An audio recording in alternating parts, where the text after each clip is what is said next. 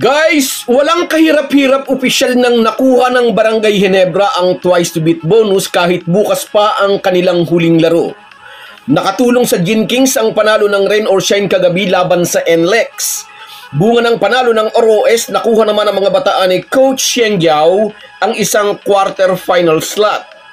Magiging no-bearing na para sa Ginebra ang kanilang huling laro bukas, ngunit parang life and death ang kahulugan nito sa NLEX. Kailangang manalo ng Road Warriors upang manatiling buhay ang kanilang kampanya dito sa All-Filipino Conference. Pag-uusapan po natin yan, pero bago ang lahat ay maglalambing po ako sa inyo na isubscribe ninyo itong ating channel at kung di masyadong makakaabala ay i-like at paki-share na rin ninyo. Malaking bagay po yan sa aming mga vlogger. Maraming salamat. Mga ka-Republic, hawak na ng Ginebra ang twice to beat advantage pagpasok sa playoffs. Depende kung sino ang malalagay sa number 7 position, ito ang haharapin ng Gin Kings sa quarterfinals at mayroon silang dalawang pagkakataon upang sumampa sa semis. Noong nakaraang conference, Commissioner's Cup ay nakasalta rin ang Ginebra sa semis sa tulong ng replacement import na si Tony Bishop. Ngunit sa semis ay nakasagupa ng Gin Kings ang super team SMB at winali sila ng mga bataan ni George Gallen. Bukod sa mayroong mas mahusay na import ang SMB sa katauhan ni Benny Boatwright, healthy rin noon ang Nikola Jokic ng San Miguel na si Junmar Fajardo. Anyway, ngayong All-Filipino Conference ay unang sumungkit ng twice to beat ang SMB at kagabi, bagamat walang laro ang Ginebra, opisyal ding nasungkit ng Gin Kings ang twice to beat bonus, bunga naman ang panalo ng Rain or Shine kontra sa NLEX.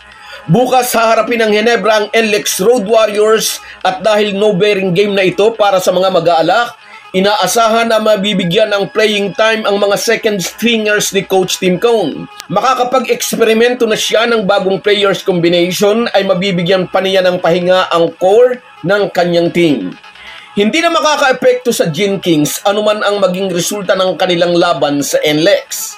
Hindi na sila mababakla sa number 2 position anuman ang kalabasan ng kanilang laro at maging anuman ang kalabasan ng ibang laban na natitira pa. Alam naman nating lahat na injured si Scottie Thompson at hindi agad ito nakapaglaro sa pagsisimula ng All-Filipino Conference. Pagkuway na injured si Jamie Malonzo. After that ay nagtamo ng magkasunod na talo ang Ginebra. Kaya pinabalik na ni Coach Tim Cone si Scottie Thompson kahit hindi pa fully healed ang back injury nito na nagbigay naman agad ng positibong resulta para sa Ginebra. At sa isang interview, sinabi ni CTC, target nila ang number 2 position sa team standings. Maaalalang nasa bandang ibaba pa sila sa team standings nang sabihin niya ito. Kaya maraming believe sa vision ng American mentor. Parang nahuhulaan na niya ang magiging trajectory ng posisyon ng mga team sa pagtatapos ng elimination. Nasa number 2 position na nga ang Barangay Ginebra sa ngayon. Maikwento ko lang din, sa nakaraang Hangzhou Asian Games, ang Gilas Pilipinas ay tinalo ng Jordan sa pangunguna ni Randy Hollis Jefferson sa group stage. After the game, sinabi ni Coach Tim Cone sa Philippine media, tatalunin nila ang Jordan sa munilang paghaharap.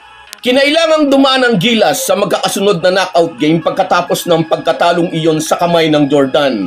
At sa semis nga, walang makakalimot sa larong ito. Nakaharap ng Gilas ang kupunan ng China na sa unang tingin ay mukhang duduminahin ang ating national team. Mula sa 20-point deficit ay umahon ang Gilas sa pangunguna ni Justin Brownlee. Nagwagi ang Gilas kaya naikasa ang muling paghaharap ng Gilas at ng kupunan ng Jordan sa finals. At dito nangyari yung sinabi ni Coach Tim Cone na tatalunin nila ang Jordan sa muli nilang paghaharap. Pinataob ng Gilas ang kupunan ng Jordan upang maiuwi ang gold medal sa Asian Games. Dito sa kasalukuyang Philippine Cup sa PBA, kasi simula pa lang din ang conference nang sabihin ni CTC ang number 2 position ang target ng Ginebra. At heto na, hawak na nga ng Gin Kings ang number 2.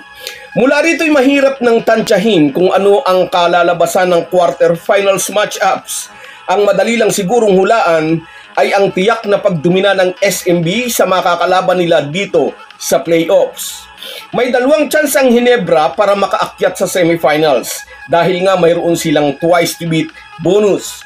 Hindi pa tiyak ang posisyonan sa team standings maliban sa posisyon ng 1 and 2. At baka nga magkaroon pa ng knockout game para pag-agawan ng huling playoff slot.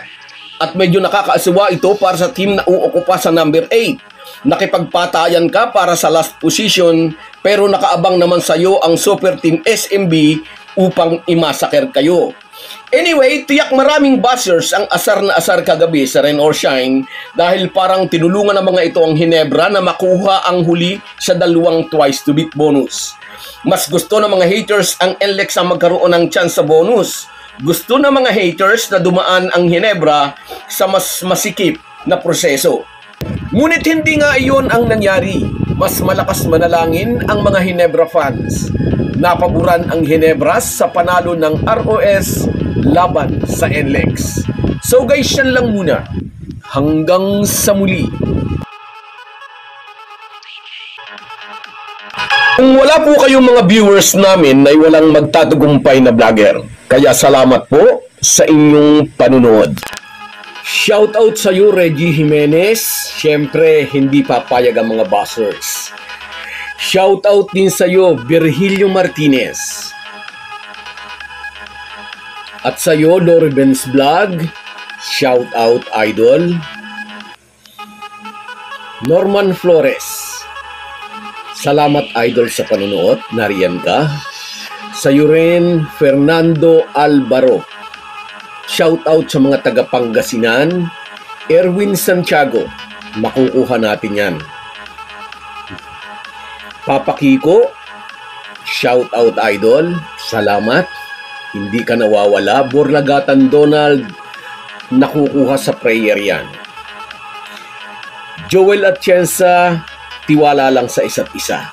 Never say die. Rosalinda Balbuena at kay Inday Osang, Bing Mama, Ate Shoni at sa lahat ng bumati sa kanya ng happy birthday. Sa iyo rin, Marcelo Trambulo, lalaban hanggang dulo.